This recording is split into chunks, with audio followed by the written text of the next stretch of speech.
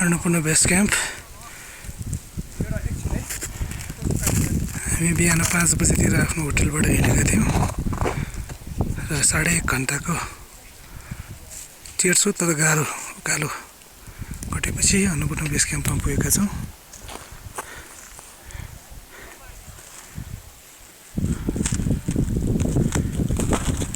हाम्रो चारैतिर हिमालका चुचुराहरूले घेरेका छन्। यो क्षेत्रको विशेषता भन्नु पनि यही रहेछ। यो अहिले देखिरहेको माछापुच्छ्रे हो। पोखराबाटको देखिने भागको ठ्याक्कै पछाडिपट्टि पर्छ यो। हाम्रो निकेन दाइ क्यामेरामा मेमोरी स्टिक चेन्ज गर्नमा व्यस्त हुनुहुन्छ।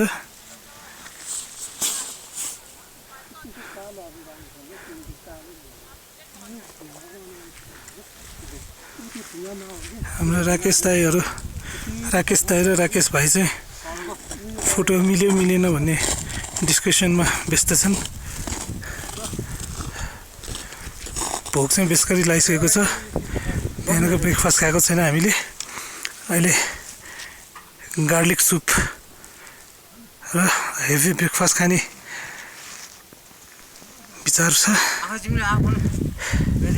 41 से 30 मिटरको अल्टिट्युडमा रहेको यस अन्नपूर्ण आधार शिविर हामी 4 दिनको हिँडाइपछि आइपुगेका हौँ। कान्द्रुकको बस स्टपबाट हिँड्न सुरु गरेको हामीले फर्स्ट डे कान्द्रुकमा, सेकेन्ड डे कान्द्रुकदेखि चुम्रुङसम्म एकदम गाह्रो हिँडाइ भएको थियो। पानीले नित्रुक्क रुजेका थियौँ हामी। किमरुङको उकालो सबभन्दा गाह्रो भएको थियो, जहाँ हाम्रो पानीले पुरा भिजाएको थियो।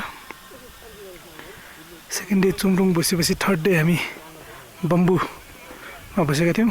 त्यो दिनको हिँडाइ चाहिँ अलि सजिलै थियो। हामी 4 घन्टा जति मात्र हिँडेका थियौँ। र फोर्थ डे हामी हिजो माछापुच्छ्रे बेस क्याम्प आइपुग्यौँ र आज बिहान 5 बजे माछापुच्छ्रे बेस क्याम्पबाट हिँडेर अन्नपूर्ण बेस क्याम्प आइसकेका छौँ।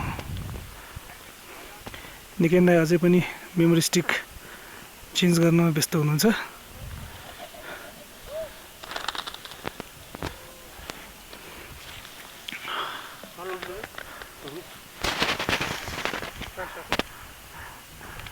यो सबै अन्नपूर्ण 1 2 3 4 कति हो त्यो त थाहा छैन।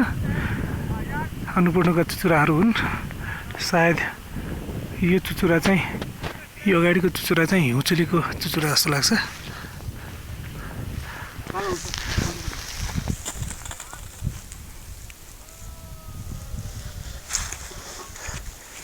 बिहानको एकदम चिसो हावा चलिरहेको छ।